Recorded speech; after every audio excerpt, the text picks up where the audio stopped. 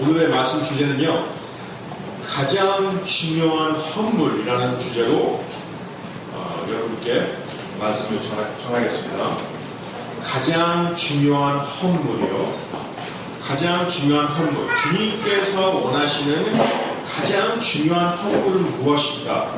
그거에 대해서 오늘 같이 여러분과 함께 하겠습니다. 로마서 12장 1절과 2절이에요. 제가 읽도록 하겠습니다. 그러므로 형제들아, 내가 하나님의 긍휼을 힘입어 너희에게 간청하노니 너희는 너희 몸을 거룩하고 하나님께서 받으실 만한 살아있는 희생물로 드리라. 그것이 너희의 합당한 섬김이니라.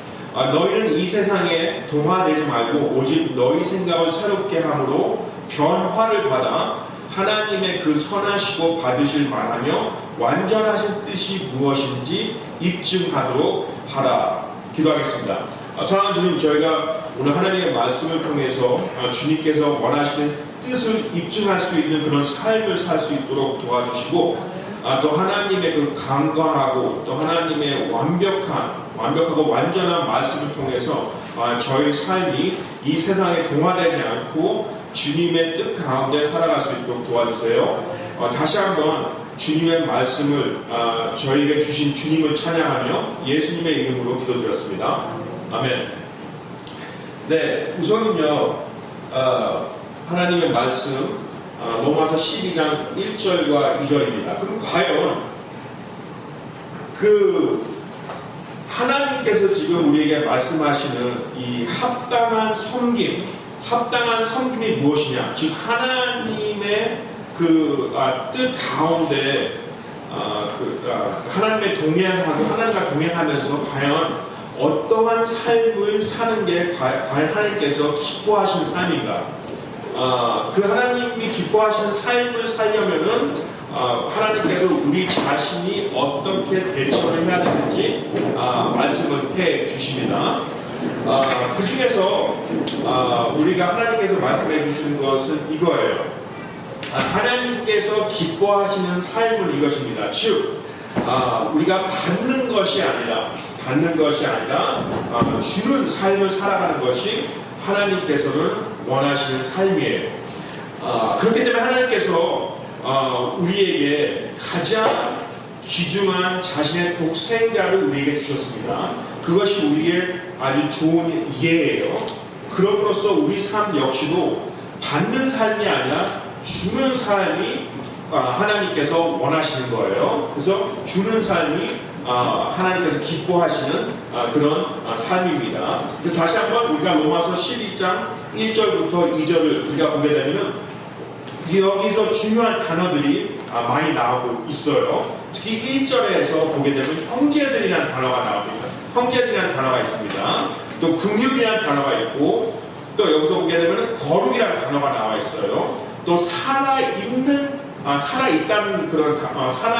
것 단어도 나오고, 또 희생물, 또 섬김, 또 2절을 보게 되면은 동화라는 단어가 나왔고, 또 생각, 새롭게 아주 중요한 단어들이 이렇게 나오고 있어요. 그러면요, 여기서 하나님께서 먼저 말씀하시니까 과연 그 살아있는 희생물, 중요한 희생물이 무엇인가? 중요한 희생물 중에서도 하나님께서 그 희생물의 정의를 내려주십니다. 그 정의가 무엇이냐면 첫 번째로는 살아있는 희생물이래요. 살아있는 희생물이에요. 지금까지는요, 그 구약 성경에서 보게 되면은 하나님께서 받으시는 그 희생물을 우리가 종합해서 보게 되면 항상 그 희생물이 죽어야 돼요. 뭐 양이든지 아니면 뭐 염소라든지 뭐 다른 여러 가지 희생물이 있습니다. 하나님께서 받으시는 희생물이 있어요. 그런데 이 신약 성경이 신약 시대가 오기 전까지는 하나님께서 받으시는 모든 희생물은 죽어야 돼요. 죽었어야 됩니다. 피를 흘려야 돼요. 그런데 신약 성경에서 나오기 시작하면서 신약 시대가 우리에게 오고 난 이후부터서는 그 모든 희생물은 하나님께서 기뻐하시는 희생물은 살아있는 희생물입니다. 살아있는 희생물이에요. 그래서 그 살아있는 희생물을 하나님께서 원하실 때 그 살아있는 희생물이 무엇이냐? 그 살아있는 희생물은 그 헌신과 책임이 이렇게 따라오는 그런 삶이 돼야 됩니다. 그게 바로 살아있는 희생물이에요. 살아있는 희생물은 그 헌신과 또 책임감 있는 그 삶이 살아있는 희생물이에요. 그러면은 그 살아있는 희생물, 또 헌신과 책임, 내가 하나님께서 원하시는 대로 1절과 2절, 로마서 12장 1절과 2절을 통해서 나는 하나님께 살아있는 희생으로 내 삶을 드리기를 원합니다. 그럼 그 살아있는 희생물이 무엇입니까? 살아있는 희생물로 우선은 살아가려면 어떠한 헌신과 책임감이 있어야 돼요. 헌신이라는 뜻은 받는 삶이 아니라 주는 삶입니다. 또 책임감 있는 삶은 받는 삶이 아니라 주는 그런 삶이에요. 그렇기 때문에 우리 하나님께서 우리 자신을 희생물로 드리기를 원하는 겁니다. 그래서 그 희생물은 그 헌신과 책임감 있는 그런 삶이 있는데, 그럼 그 헌신과 책임감 있는 희생물로 살아가려면 우리가 어떻게 해야 되는지, 어떻게 될 거야? 내가 정말 주님께서 원하시는 헌신되고 책임감 있는 그런 삶을 주님 그 뜻 가운데 살아가고 싶습니다. 지금 로마서 12장 1절과 2절에 그 너희 몸을 거룩히 하고 하나님께서 받으실 만한 살아있는 희생물로 드리라고 합니다. 이것은 어떠한 선택이 아니라 명령이에요. 그럼 그 명령 가운데서 내가 과연 내 삶을 어떻게 주님께 희생을 드릴까? 또 주님께서 원하시는 대로 어느 것이 과연 제일 중요한 희생물일까요? 보겠습니다. 첫 번째로 그 살아있는 희생물이라는 뜻은 이거예요. 그 살아있으려면 우선은 구원을 받아야 됩니다. 구원을 받아야 돼요. 과연 구원이 무엇인가? 우리 삶은요, 그 구원을 받지 않는다면 그 삶이 희생물로 살아갈 수가 없는 거예요. 희생물이 될 수가 없는 거예요. 그래서 우리 구원이 무엇인지, 그 하나님께서 우리에게 지금 살아있는 희생물로 드리라고 명령을 하셨는데, 그 살아있는 희생물로 우리가 살아가려면은 과연 어떻게 살아가야 되는지, 우리가 그 살아있는 희생물로 살아가려면은 먼저 구원이라는 것을 확정을 해야 됩니다.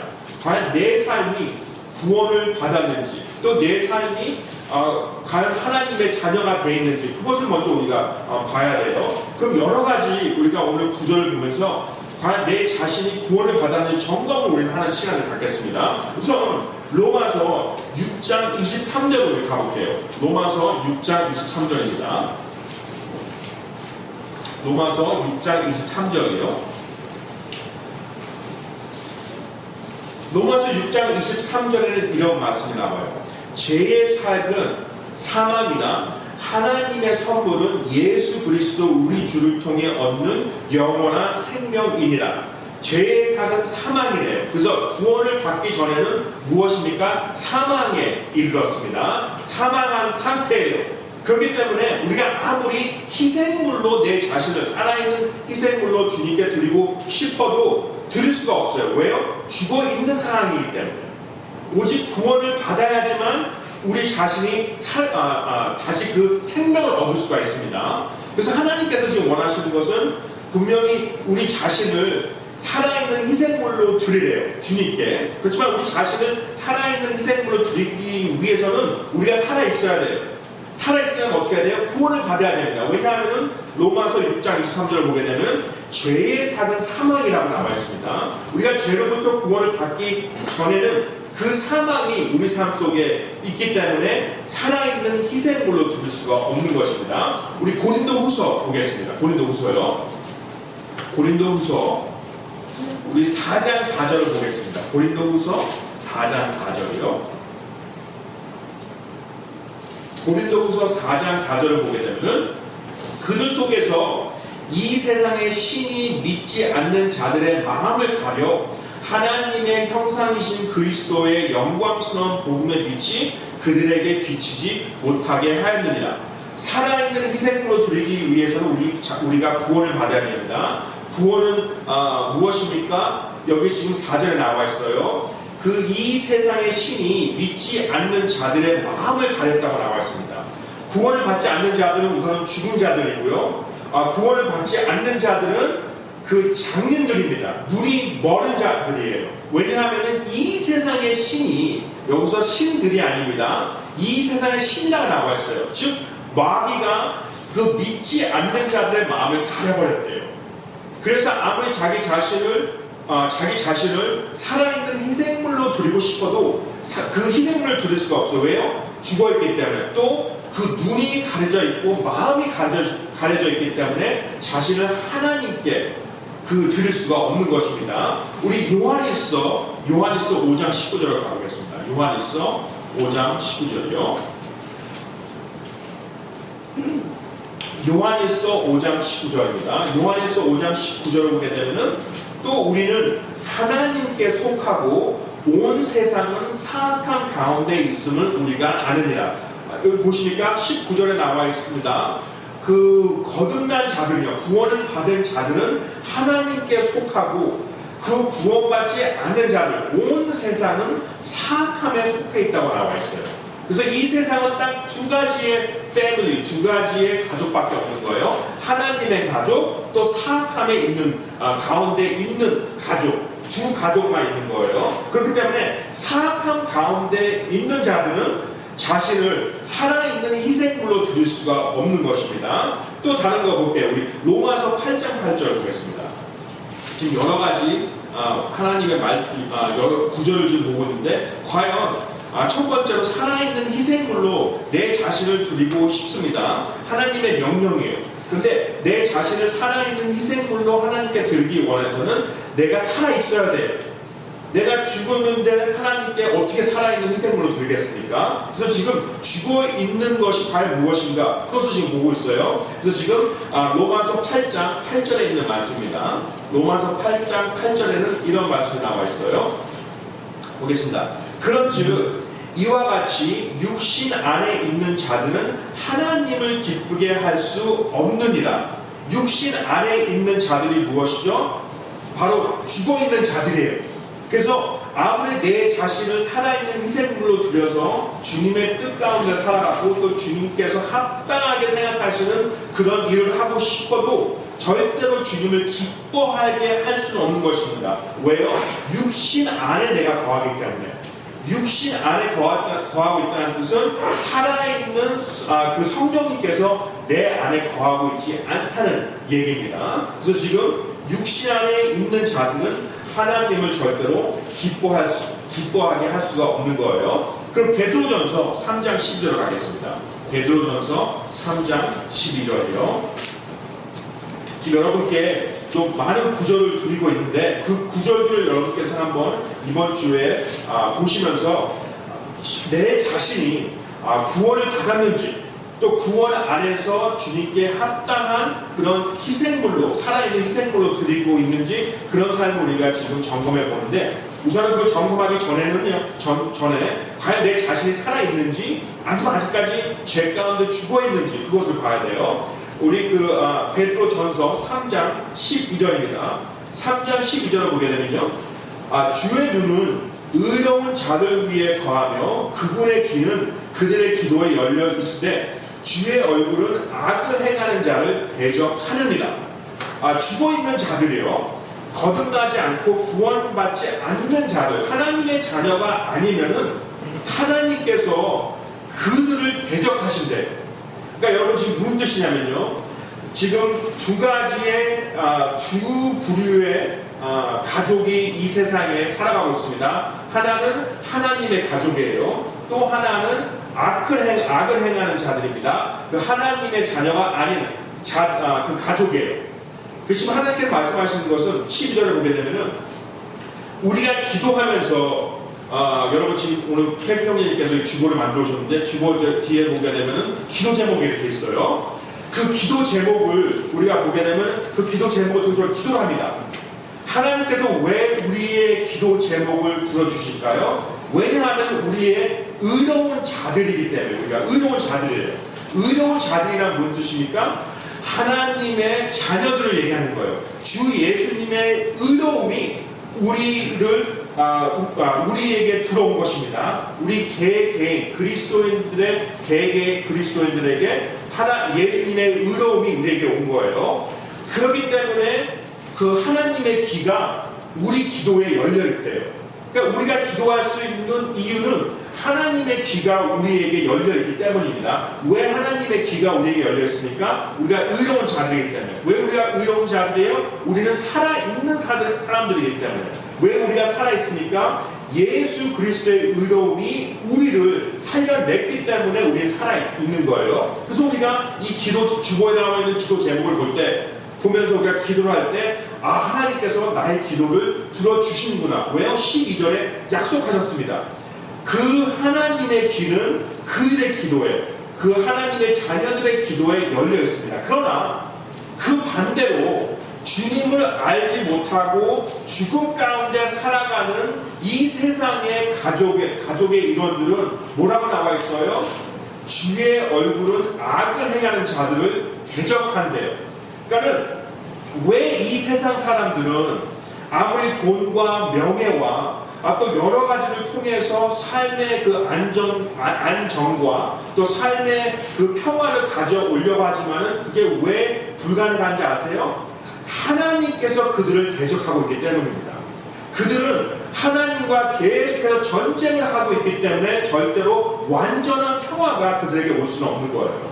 그렇지만 하나님의 자녀들은 하나님께서 그들에게 귀를 열려 있고 또 하나님의 사랑이 그들에게 열려 있습니다. 그렇지만 그 반대로 이 세상의 자녀들에게는 하나님께서 계속해서 대적을 한대요.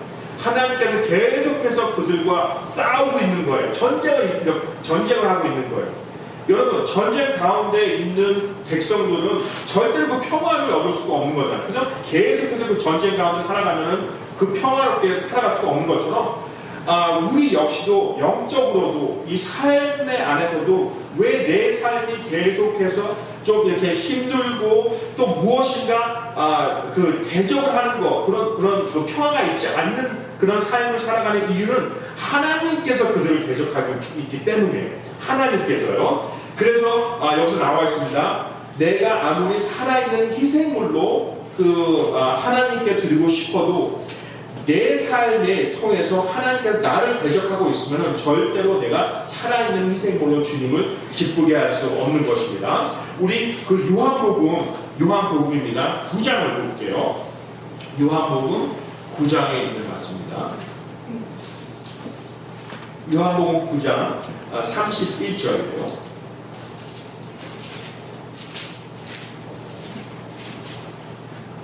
하나님께서 죄인들의 말은 듣지 아니하시나 어떤 사람이 하나님께 경배하며 그분의 뜻을 행하면 그분께서 그의 말은 들으시는 줄을 이제 우리가 아나이다.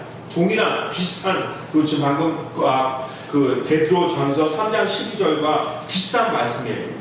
하나님께서 죄인들의 말은 듣지 아니하신대요.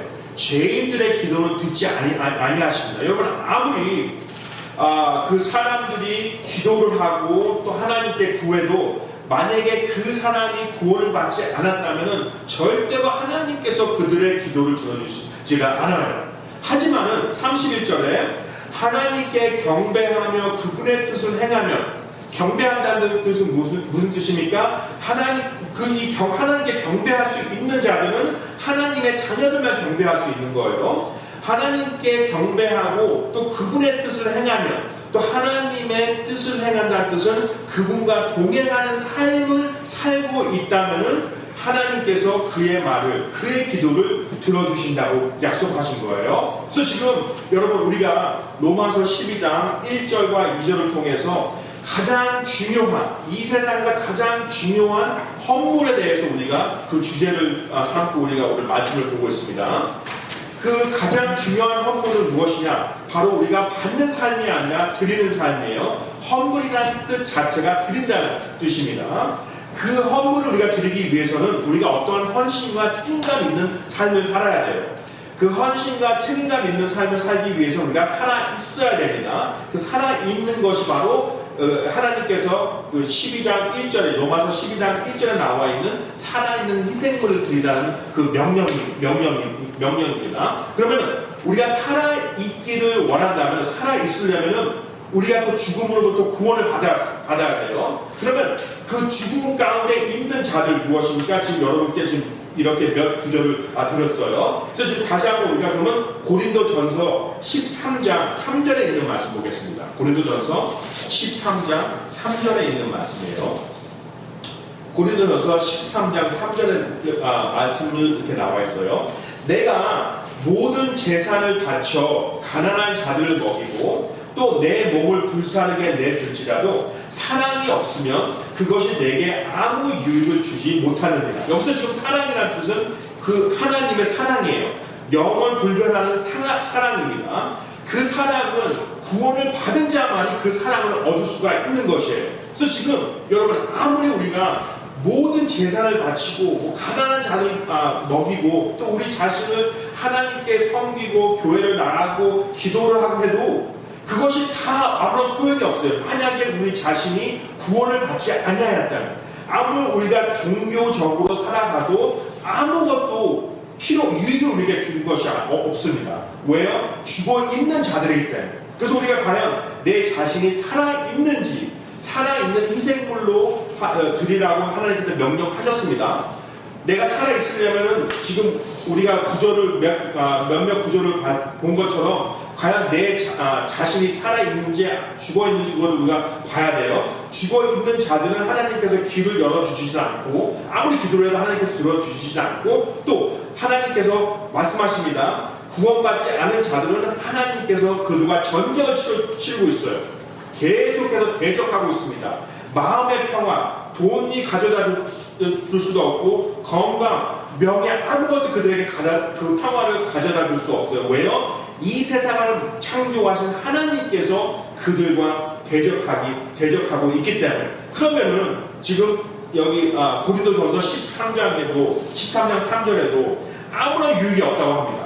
내가 아무리 그 종교적으로 행동을 하나님께 보여줘도 하나님께서는 그것을 우리에게 유익하지 않다고 말씀하십니다. 왜 우리가 죽어있기 때문에. 그러면은 과연 내가 죽어있다면은 지금 하나님께서 나를 대적하고 있다면은 내가 어떻게 구원을 받을까요? 과연 구원이란 무엇인가요? 구원이라는 것은 항상 두 가지 요소가 있습니다. 두 가지 요소가 있어요. 첫 번째는 우리가 해야 될 게 있고, 인간이 해야 될 것이 있고, 또 두 번째는요, 하나님께서 하시는 일이 있습니다. 두 가지 요소가 있어요. 그러면 첫 번째로 무엇입니까? 그럼 인간이 사람이 해야 될 것이 무엇일까요? 구원을 얻으려면은 사람이 무엇인가 해야 돼요. 사람이 무엇인가 해야 됩니다. 내가 정말 내 삶을 점검해 볼 때 내가 과연 구원을 받았는지, 내가 살아있는 사람인지 아니면은 내가 그것이 확실하지 않는지 그것을 내가 생각할 때 그 두 가지를 먼저 생각하시면 돼요. 첫 번째는 내가 무엇을 해야 됩니다. 무엇을 해야 되니까 먼저 회개를 해야 돼요. 우리 마가복음 1장 15절 가겠습니다. 마가복음 1장 15절요. 마가복음 1장 15절에 하나님께서 우리에게 이런 말씀을 주십니다. 15절 이르시되 때가 찼고 하나님의 왕국이 가까이 왔으니 너희는 회개하고 복음을 믿으라 하시더라. 첫 번째로 우리 사람이 해야 될 게 있습니다. 내가 구원에 이르기 위해서는 내가 무엇인가 해야 돼요. 내가 내 자신이 무엇을 해야 돼요. 무엇을 해야 됩니까? 회개를 해야 된다는 뜻입니다. 회개가 무슨 뜻입니까? 회개라는 뜻은 내가 가고 있는 길에서 완전히 180도 돌아서서 다른 길로 가야 된다는 것이 바로 회개예요. 회개를 해야 됩니다. 그 회개라는 뜻은 내가 더 이상 내가 내 삶에 내가 생각했던 그런 목표, 귀중한 것들, 내 삶의 방식을 완전히 그것을 무너뜨리고 완전히 그것을 버리고 돌아서서 새로운 것을 잡는 것이, 새로운 것을 얻는 것이 바로 회개예요. 더 이상 내가 내 힘대로 가는 것이 아니라 완전히 돌아서서 하나님의 길로 가는 것이 바로 회개란 뜻입니다. 그래서 지금 그 마가복음에서도 나왔듯이 또 다른 구절을 우리가 봐도 이 회개란 뜻은 무엇인가 180도 그 다른 생각, 무엇인가 변화된다는 그런 뜻이에요. 그래서 예수님께서 지금 말씀하십니다. 회개하게 된다면은 그 하나님의 왕국에 들어갈 수 있다는 얘기예요. 그래서 여러분께서 우선은 첫 번째로 삶을 한번 되돌아보시기 바랍니다. 과연 나는 내 삶을 이렇게 되돌아볼 때 과연 어느 순간에 내가 회개를 한 적이 있는가? 내가 이제까지 살아오면서 나의 방식을 버리고 하나님의 방식을 택하는 그런 회개한 삶이 있는지, 내 죄를 주님께 용서해달라고 하는 그런 회개의 참 마음을 내가 주님께 드린 적이 있는지, 그것을 먼저 생각해 보세요. 회개한다는 뜻은 180도 그 완전히 내 방식을 틀려서 주님께 용서를 구하는 것이 바로 그 죄에 대한 용서를 구하는 것이 회개입니다. 두 번째, 과연 내가 또 무엇을 해야 되는지 볼게요. 요한복음 1장 12절 가보겠습니다. 요한복음 1장 12절이요. 회개를 하면은 하나님의 왕국에 들어갈 수 있습니다. 지금 구원에 대해서 지금 여러분 보고 있어요. 구원은 두 가지 요소가 있습니다. 첫 번째 요소는 그 사람, 인간이 무엇인가 해야 돼요. 우리가 무엇을 해야 됩니까? 첫 번째로 회개를 해야 됩니다. 회개라는 뜻은 내가 내 삶의 방식을 완전히 버리고 하나님의 방식을 얻는 거예요. 하나님의 방식을 얻기 위해서는 내가 내 모든 죄를 주님께 용서를 구하는 것입니다. 용서를 구함으로써 내가 죄인이라는 것을 주님께 말씀드리고 용서를 구하는 거예요. 두 번째로는 이거예요. 그 하나님께 회개를 구하고 또 두 번째로는 믿는 것입니다. 받아들이는 것이에요. 요한복음 1장 12절을 보겠습니다. 그분을 받아들인 자들, 곧 그분의 이름을 믿는 자들에게는 다 하나님의 아들들, 하나님의 자녀들이 되는 권능을 그분께서 주셨으니, 12절을 보게 되면은 받아들이고 또 믿는 거예요. 그래서 우리가 회개하고 우리가 주님께 용서를 구합니다. 우리의 삶이 180도 바뀌어요. 그러니까 더 이상 내 방식대로 살아가지 않고 이제까지 내가 걸어온 길을 되돌이켜서 주님께 향합니다. 주님께 향한다는 것은 무엇입니까? 주님을 받아들이고 그분의 이름을 믿는 거예요. 그분을 받아들이는 뜻은 더 이상 내 삶이 아니라 주님께서 나의 구원자가 된다는 뜻입니다. 주님께서 나의 구원자로서 나의 주님이 된다는 뜻이에요. 그것을 우리가 받아들이는 거예요. 주님이라는 뜻은 더 이상 나의 삶이 아니라 하나님의 삶, 하나님을 위해서 살아가는 거예요. 그것을 우리가 믿는 것입니다. 왜요? 그분의 이름을 믿는 자들에게는 12절 다 하나님의 아들이 되는 권능을 그분께서 주셨으니, 우리 13절 읽겠습니다. 이들은 혈통으로나 육신의 뜻으로나 사람의 뜻으로 나지 아니하고 오직 하나님에게서 태어난 자들이다. 여기서 지금 그분의 아들이 된다는 것은 무슨 뜻입니까? 사람의 뜻이 아니고 하나님께서 다시 태어나는 거예요. 그래서 여기서 지금 구원이라는 뜻은 우리가 다시 태어난다는 뜻입니다. 거듭난다는 뜻이에요. 어떻게 태어나는 것이에요? 하나님의 영적으로 하나님께 다시 태어난다는 것을 얘기하는 것입니다. 우리 요한일서 5장을 보겠습니다. 요한일서 5장이요. 요한일서 5장 12절을 보세요. 요한일서 5장 12절에는 아들이 있는 자에게는 생명이 있고 하나님의 아들이 없는 자에게는 생명이 없느니라. 지금 우리가 살아있는 희생물로 주님께 뜻을 구하고 있습니다. 주님의 뜻을 우리가 성취하려고 해요. 우리가 살아있으려면 아들이 있어야 됩니다. 그 아들이 있는 데한 뜻은 구원을 받아야 된다는 뜻이에요. 어떻게 구원을 받습니까? 우리가 그분께 회개를 하고 우리의 죄를 용서를 구하고 또 그분을 믿고 받아들인다는 뜻이에요. 그래서 12절에 요한일서 5장 12절에는 아들이 있는, 예수님이 있는 자에게는 생명이 있고 삶이 있는 것이고 하나님의 아들 예수님이 없는 자에게는 생명이 없다는 뜻입니다. 그것이 바로 그 믿고 받아들인다는 얘기예요. 이것이 바로 그 구원의 에센스, 구원의 요소입니다.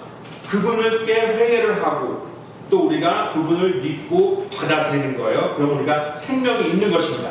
그 생명이 있는다는 뜻은 두 번째로 이제 하나님께서 하셔야 되는 일이에요. 하나님께서 무엇을 하십니까? 우리 요한복음 5장 24절 보겠습니다. 요한복음 5장 24절이요.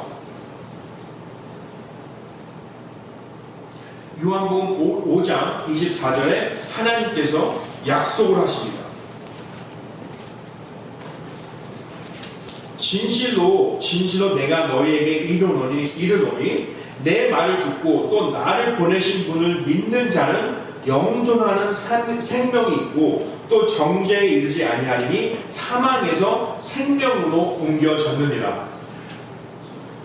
하나님께서 지금 약속을 하셨어요. 어떤 약속이에요? 우리가 회개를 하고 또 그분을 믿고 받아들이면은 하나님께서 우리에게 죽지 않는 영원한 생명을 우리에게 주신다고 약속하셨습니다. 그래서 이 구원이라는 뜻은 우리가 먼저 무엇인가 해야 돼요. 그분을 믿고 회개를 하고 그분을 믿고 받아들입니다. 그러면은 그 다음에 하나님께서 우리에게 무엇을 주십니까? 영원한 생명을 우리에게 주신다고 약속하셨어요. 하나님의 약속은 절대로 변치 않습니다. 하나님께서 약속하신 것은 끝까지 이루어져요. 그래서 우리는 그 하나님의 약속을 통해서 평화와 또 하나님의 약속을 통해서 우리는 살아있는 희생물로 그분께 드릴 수가 있는 것입니다. 그래서 다시 한번 우리가 로마서 12장 1절과 2절을 볼 때 하나님께서 우리에게 명령하셨어요. 우리가 그리스도인이라면은 그 살아있는 희생물로 우리가 그분께 매일마다 그분께 드리기를 원하십니다. 하나님께서는 희생물을 매일마다 원하세요. 그런데 이제는 더 이상 이제 죽어야 되는 피를 흘리는 그런 동물들의 희생물을 더 이상 하나님께서 원치 않으십니다. 무엇을 원하세요? 살아있는 희생물을 원하세요. 우리가 살아있는 희생물로 그분께 드리기 위해서는 첫 번째로 우리가 구원을 받았는지, 우리가 살아있는지 그것을 먼저 봐야 됩니다. 우리가 살아있는 것을 확실하게 원한다면은 과연 나는 회개를 하고 그분을 받아들이고 믿고 있는지, 우리가 회개를 하고 그분을 받아들이고 믿는다면은 하나님께서 약속하셨어요. 우리에게 생명을 주신다고. 생명을 주셨다면 우리가 그분께 살아있는 희생물로 드릴 수 있는 기회가 우리에게 온 것입니다. 왜냐하면은 우리가 죽어 있다면 아무리 우리가 기도를 하고 그분께 우리의 생명을 바치고 우리가 다른 사람을 불쌍한 자를 먹이고 우리가 이 세상을 우리가 구원을 하고 싶은 마음이 있어도 어느 유익이 없어요. 왜요?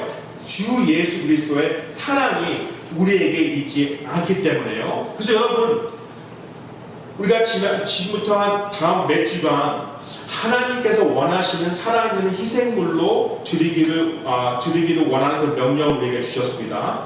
우리가 2025년을 시작하면서 과연 내가 이 새해를 맞이해서 주님께서 원하시는 뜻이 내 삶 가운데 무엇이 있는지, 그 무엇이 있는지 그것을 알기 위해서는 우리 다시 한번 그 로마서 12장 1절을 보게 되면은 이런 말씀이 나와 있습니다.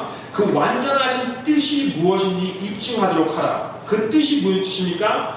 앞으로 하나님께서 우리에게 주시는 목표예요. 하나님의 목적입니다.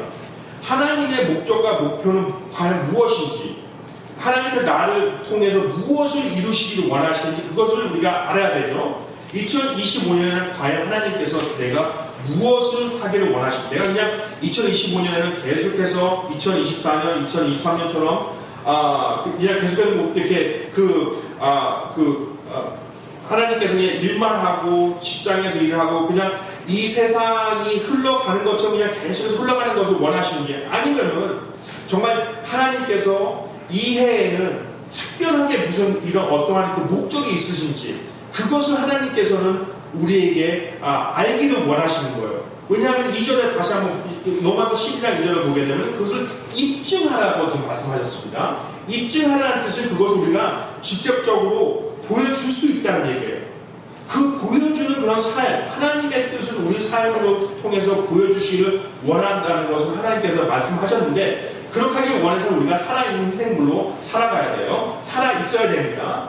살아있기 위해서는 우리가 구원을 받아야 됩니다. 그래서 첫 번째로 오늘 이 시간을 통해서 로마서 지금 12장 1절과 2절을 보면서 내 삶을 우선 점검을 해야 되겠습니다. 과연 나는 살아있는 희생물인지, 내가 살아있는 희생물로 주님을 들음으로써 주님의 뜻을 입증하기를 원하는데 과연 내 삶이 살아있는지 그것을 먼저 봐야 됩니다.